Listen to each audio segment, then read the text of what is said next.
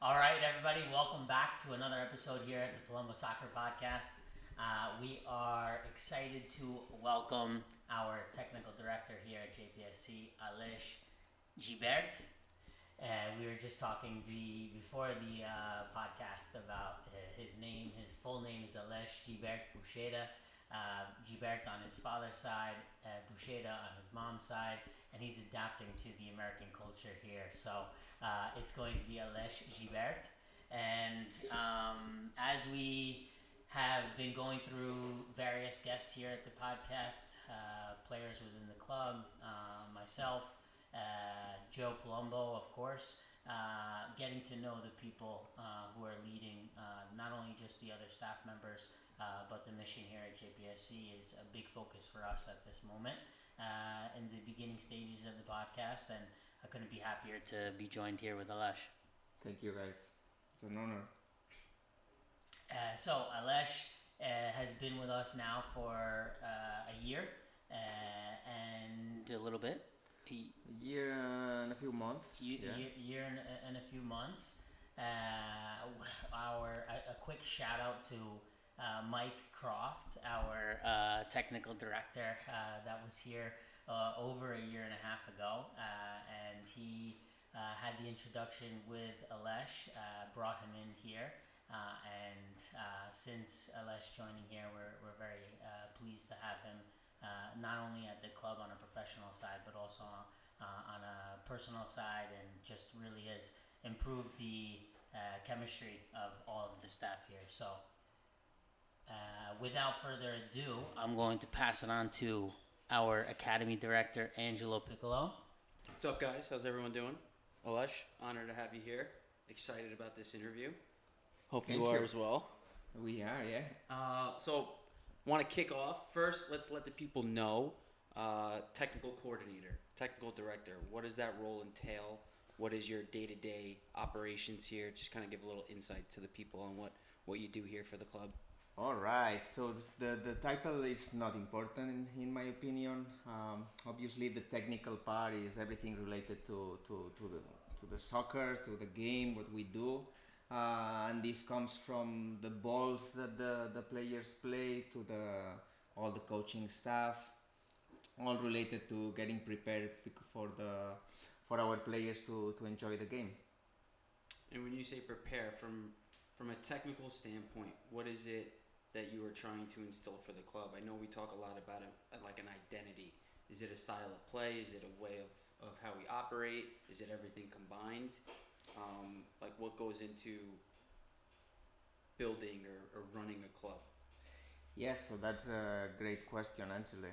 So what I really like is to understand how the players learn, right? Because from one side it's easy, right? To play soccer, you just need 2 goals, 1 ball, few mates, and you can play a game. Another thing is learn to play the game, and for us to creating the right conditions for the players, not just to play the game but also to educate from this the person side, because we are aware that most of our players they won't be professional soccer players. They would be citizens of this society. So we use sport in order to make them achieve whatever they want in life with values that sport can teach. Love it. That's a great answer. Now I kind of want to go into your beginnings, how you started. Did you always want to become a coach? Was it playing first and then coaching got into it second? Kind of want to know your career path from start to finish and ultimately how you got here. Mm-hmm. Well, that's a long journey, definitely. Yeah, like many kids, I was obsessed with football, that I call. And where were you born? Not to interrupt. In Barcelona. Oh, okay. Yeah. So there we call it football. I was obsessed since I have memory. I was lucky enough to be a good player. So let's have it say I was 18 years old and playing high level in Spain. like with options of becoming a professional soccer player. Like I mean, playing against players such as Messi, Piqué, Fabregas. All these people were in my world. But then from life, 18 years old was a little bit confusing for me. So at some point, I decided that maybe I should find other look for other things, right? Because being a youth athlete is like training 3 times, 4 times, 5 times a week, every weekend from my life. So at 18 years old, I was a little bit it's done enough. But I was already being a college student of sports science because sports was part of my life. So I decided to pursue from that side the coaching career in soccer. When I finished college, I moved to England. Then was a year, I was 23 years old. Then for me, that was a moment to rethink about my life, and I decided that FC Barcelona was kind of my professional project. Then I got back to Barcelona. I was lucky enough to find a spot in Barcelona where I was 11 years in FC Barcelona, in Barcelona and around the world, where I developed kind of my coaching career there. At 30 years old, I decided that I wasn't sure again, right? I constantly in my life question my path. At that point, I wasn't sure that the coaching path was the right for me, and then I decided to challenge myself with the PhD. And then I started a new 7 years of the PhD where I combined with being a college professor, also part-time job with Barca and so on. And at 35, I decided to challenge myself again and say, okay, let's go to US and let's see what US can offer me. I came here with Barca in Long Island, and after a year going to Long Island every day from here to PV, it was too much for me. I was not enjoying my job there, so I decided to challenge again myself and question maybe soccer. And I was focusing my PhD, and I found in Beacon one day Wearing a Barcelona shirt, right? my wife was wearing the Barca Academy in New York, and Mike, a random guy, stopped us. Hey guys, you are Barca, you play for Barca, and the truth is that I was like mute, because you don't know. You don't know. And my wife was just like playing cool. Yeah, whatever. My husband, and I was there, of course. Yeah. Anyway, then I said, okay, no, I'm the guy working there. So Mike was open to and welcome. He welcomed me to come here and know the club and meet the people, and let's see if we could explore a relationship. And at the beginning, I was. I wasn't clear about it, but since I got here, I really met Mike, which was an excellent guy. I met you, Angelo. I met James. I decided to explore the opportunity, and it's been an amazing 1.5 years. Now, what you saying you being skeptical? I don't want to. We're not trying to talk bad about it. Any like where you were before. Was it because of the experience that you had at Barca Academy? Was it like parents? Was it like just everything where you were kind of like, oh my god, I don't want to get involved in this world again? Was that why you were skeptical to be like, I don't want to let him know that it's that I'm the guy? Both. So my last year in the Barca Academy in Long Island was really stressful from many sides, parents, organizations. So and I came from 20-year coaching career that I was okay done. So at that point, my goal was I want to find MLS, professional soccer. I want a first team environment, finishing my PhD. Like, I want professional sports. This is what I want. So at that point, I wasn't sure how a local club, at that point I was thinking, because you come from Barca, you think like, that's another structure. How a local club could fulfill my not just by my ambition, but my I take very seriously my career, right? My career or my job, for me, it's everything. So I'm not going to work anywhere just to work. I had to see that this was a growing place for me as well, and it ended up being an amazing, for sure. Perfect. Love that. And now you mentioned your PhD. I kind of want to go into that a little bit. What was that process like? What exactly did you study? Um, why is it that you like? Where did that passion start? All that, and kind of talk a little bit more in depth about that. Yeah, awesome. That's a good question as well. So my dad is a teacher. Actually, he was a supervisor in the public school. The supervisor, like, is the main guy, right? How Mm-hmm. do you call it The here? principal The or the principal. superintendent. He was the principal in my school, public school, amazing public school from Barcelona. So I got this kind of professor love for knowledge in my family. Also, my uncle is professor, my aunt is professor. You know, this kind of academics background. Um, then my experience in England, 23, when I did my master there, was also a changing experience, life changing experience, because of also the love of scientific papers, having to do my dissertation for the masters. You know, I was seeing myself at 10 and 11 a.m. in the morning studying in the library, and I wasn't really enjoying the knowledge of it and the process of it. So at that point, I decided to do the PhD after that, but life moved me to getting into Barca and personal trainer. You know, really focus on professional career. So PhD was kind of in the site for a long time. So then I was 8 years in Barca, working full time, 24/7, moving around the world, going to Dominican Republic. Oh.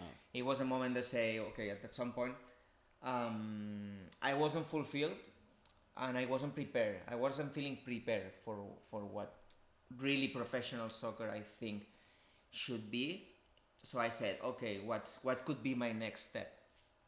And then at that point, I said, okay, maybe you stop, you go back to the university, you go back to the books, the scientific paper, you learn what's the last thing in the field that you like. It's that we know.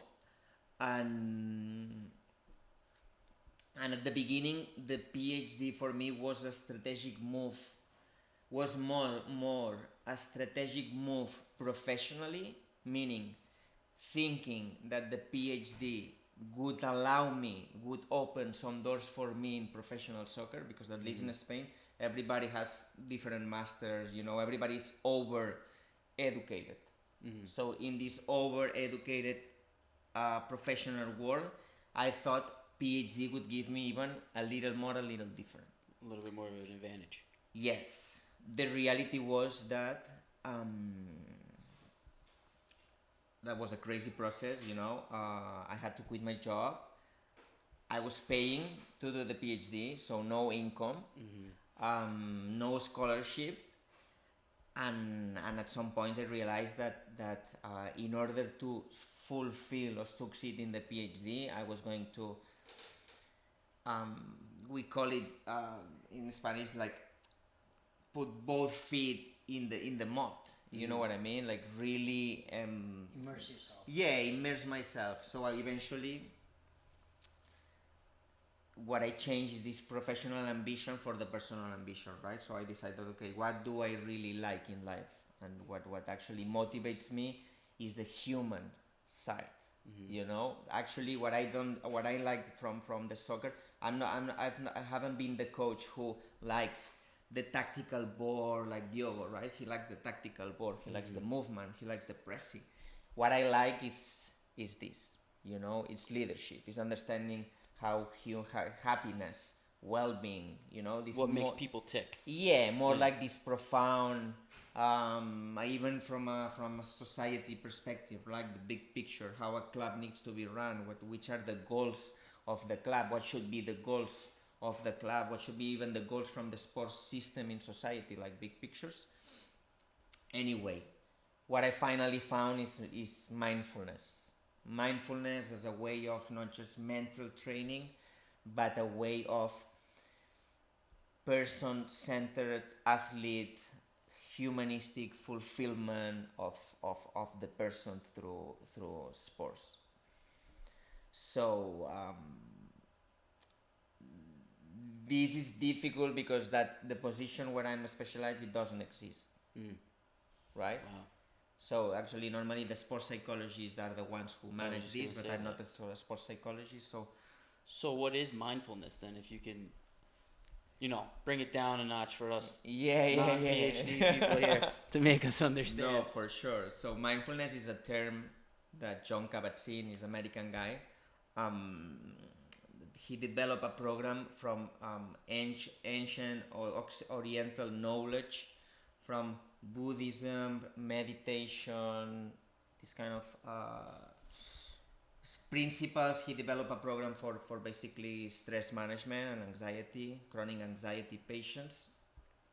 And basically, what mindfulness teaches is how you understand your thoughts, how you understand your emotions, the relationship that you have with your own thoughts and your emotions, and you understand that sometimes all this is just a mirror of how you see the world.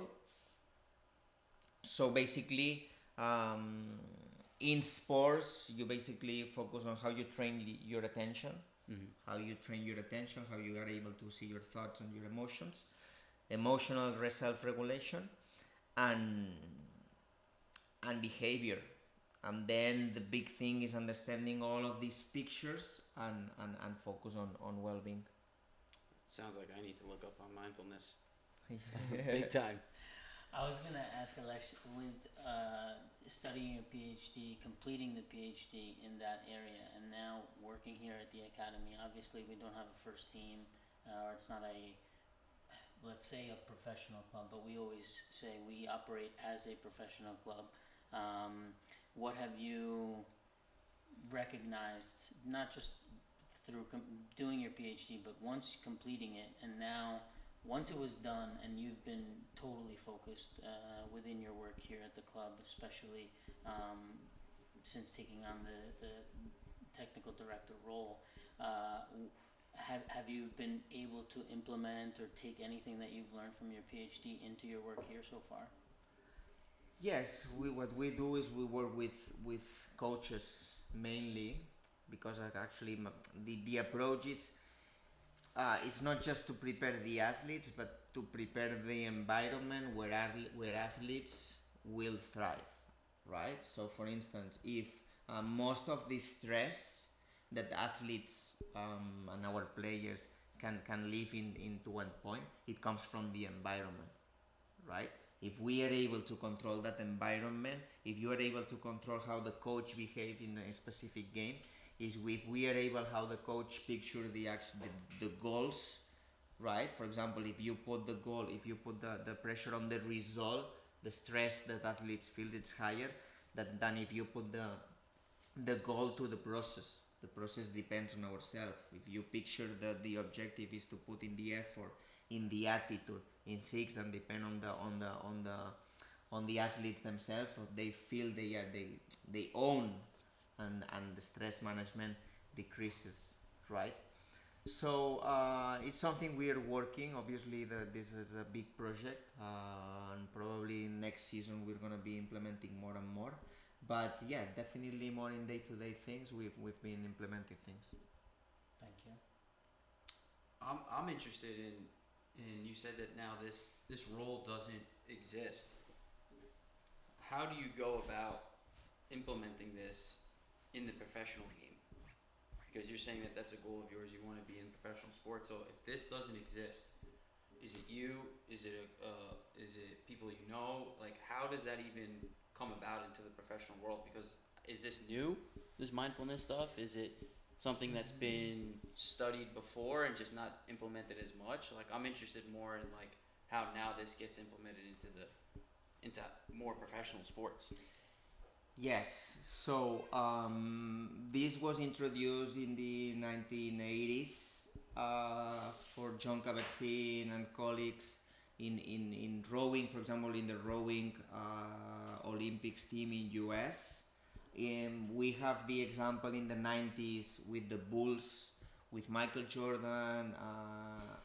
Actually, yes, like Phil Jackson was the coach from Big time, Chicago Bulls. big time guy. And then George, he brought because he believed in this approach. He brought George Mumford to work with them, so you can get pictures from Michael Jordan at that time and colleagues meditating and bringing mindfulness, because the big part of mindfulness is meditation. You also can see Kobe Bryant, because then Phil Jackson moved to the Lakers, and he took George Mumford with them. But since then, it looks like there is a big gap, right? The sports psychology is not new, but it's not being implemented worldwide, right? So let's say mindfulness comes from, it's one of the approach from the sports psychology, okay? So when I say it doesn't exist my role, right? Because I'm not a psychologist. I'm in like nowhere's land in my specific case, right? So in psychology you have different approach. Mindfulness is one of these approach. There are some specific sports psychologists or teams that believe in that. I think meditation is becoming mainstream every day and every year more. But I think we're gonna see the big wave soon. So, oh, not to cut you off. Did you want to? No, so for example, we could be introducing here with the coaches, That was gonna be my next question. quick breathing techniques, just to get center movement, because actually in mindfulness you got your breath is, we call it your anchor, right? So when you get lost in thought and you start thinking about all the things that make you stress, a good way to stop all this stress, which actually most of the part are things that haven't happened yet, right? It's my thought process of things that I fear, the competition, what happens if I lose, what happens if I miss, so all this when that happen. So you think, okay, maybe mindfulness kicks in, and your attention kicks in, you realize, and then you can get back to your breath. Is what we call the anchor, right? We see many, in basketball, right? Before doing the free throw shots. Yeah, free kicks. We see the athletes doing this breathing. It's just like releasing tension, but also centering in the present moment. So I'm interested now. So what you had mentioned to James before, and to us, that you're going to implement more. What are some things that you would like to implement more going into next year, if any, that you have on your mind right now? So I would like to also start having small discussions, right, with some of the players. How do you what happened with when you miss an opportunity? What happened when there is a game that we're losing? What happened? Bring some of from different situations that we anticipate that could trigger them emotionally. And have a discussion in order for them to understand these emotions, because we know that sports is a very high emotional context, and we love that, but also but actually can take us out of control, right? I can react to an emotional situation, doing a foul that it was not necessary, screaming to the ref when it's not necessary. So understanding how all these emotions play the role that play in the game, understanding them, being able that the players recognize those emotions, and eventually being able to self-control their behavior. I think it's something that we can start implementing. And would that be on an individual talk? Would it be like a team meeting? How would you go about that? I'm interested to know. I would say team meetings. Mm-hmm. Yes, I would like to start introducing, for example, quick 3, 4, 5 minute meditation, call it breathing exercise, for them to being able to start understanding how their thoughts move, and then maybe we can have a quick discussion presenting what I said, right? Specific situation that we know that could trigger them emotionally, or anger or fear, and then discuss it, make them feel heard and understood, and giving them tools and solutions in order to understand and to cope with these situations. This is incredible. I'm actually super excited about this, because I need it myself, just as a fan. James, anything? Yeah, Alesh, I think that there's so many things we talk about with the kids here, within not only just in the club but also in the academy, and especially working with youth and your interest on that side of things. I think is so important, and I want to thank you because that's an area that we need to focus on because, as you mentioned before, yes, the X's and O's or the strategies it has a relevance and an importance into the game, and coaches need to see and game manage and make adjustments on weekends, and then also within the training sessions what the kids are learning, and also at the same time, especially in this time period, our youth is going through major changes, and I feel like the world just constantly keeps changing and changing at a much faster rate than it was for us. So having this approach and this awareness and this care for our youth and everybody who's even working within this industry, everybody, all of our staff here, is very important. And I think that that's one of the major attractions for you here at this organization. Yeah, we can, as you mentioned before, the title maybe not so important, or we've been talking so much about your PhD, which we acknowledge your work, your effort into completing that, and I love the way we greet each other when you come into the office, and I think that that's most important, and the way that the kids receive the welcome from our staff, and having people in a position here at the club that care so much about that side with the kids is going to drive us forward in our mission, so that we develop youth for their future life, not just professional players. So it's an honor, and I think everybody today has learned, I hope, a lot on the call, just on the podcast with you. Angelo, I have two more things. go ahead. Before we end it, Alesh, we always like to end with this question. What advice would you have for our players in the club, players in general, young players, and then any advice for coaches that, from your point of view, with your experience and your, I guess, title here at the club, what would be your piece of advice for each, for players and for coaches? For what?